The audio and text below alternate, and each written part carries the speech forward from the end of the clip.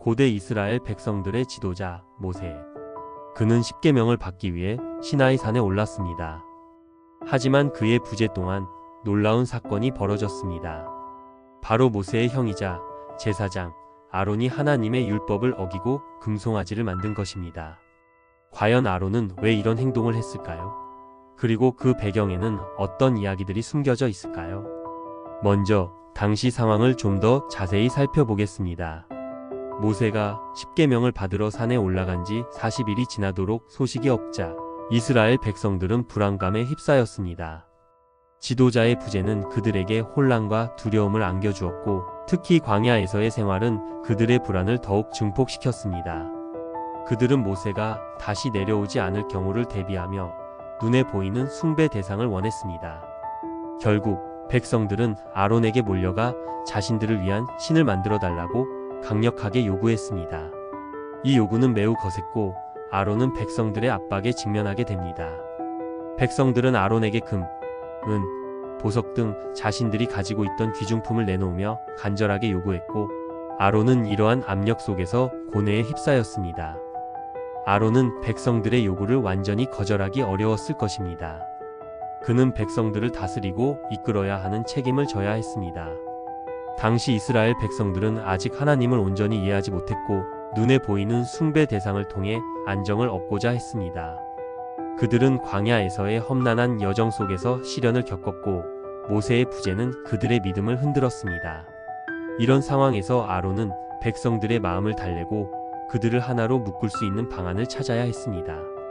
그는 백성들의 요구를 무시할 경우 극심한 혼란과 반란이 일어날 수 있다는 것을 알고 있었을 것입니다.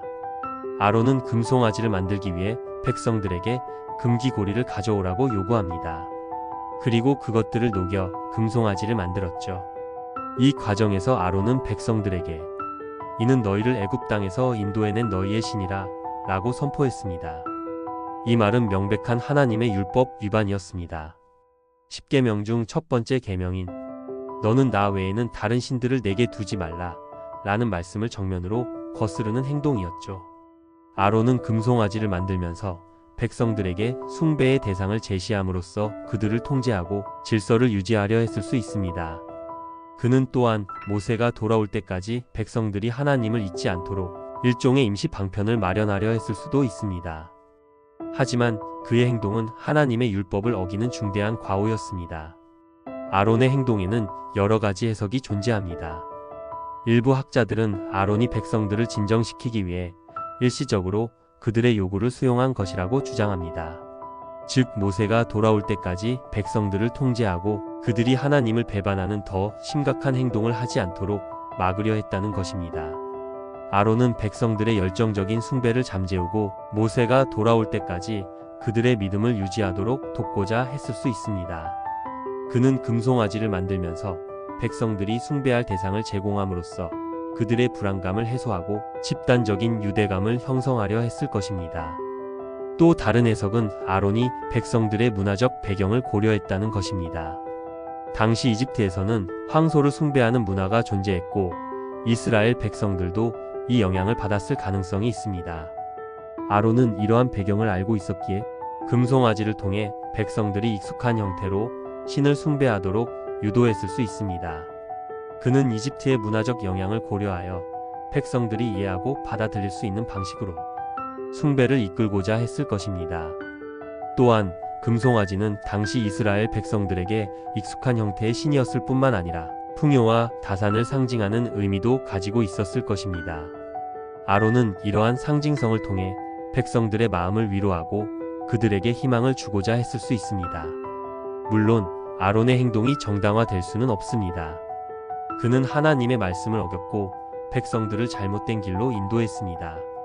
그러나 그의 행동에는 당시의 복잡한 상황과 백성들을 향한 그의 책임감 그리고 그들의 문화적 배경이 복합적으로 작용했을 것입니다.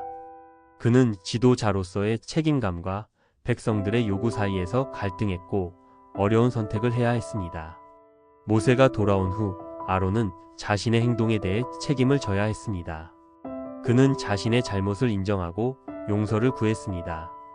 놀랍게도 모세는 아론을 용서했고 그는 이스라엘 백성의 제사장으로서의 역할을 계속 수행했습니다.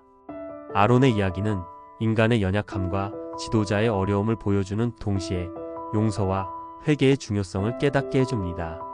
우리는 아론의 이야기를 통해 인간의 본성, 리더십의 딜레마, 그리고 하나님의 은혜에 대해 깊이 생각해 볼 수 있습니다.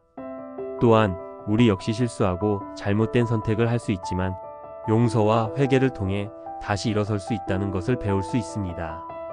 아론의 이야기는 우리에게 끊임없이 질문을 던지며 인간의 삶과 신앙에 대한 깊은 통찰력을 제공합니다.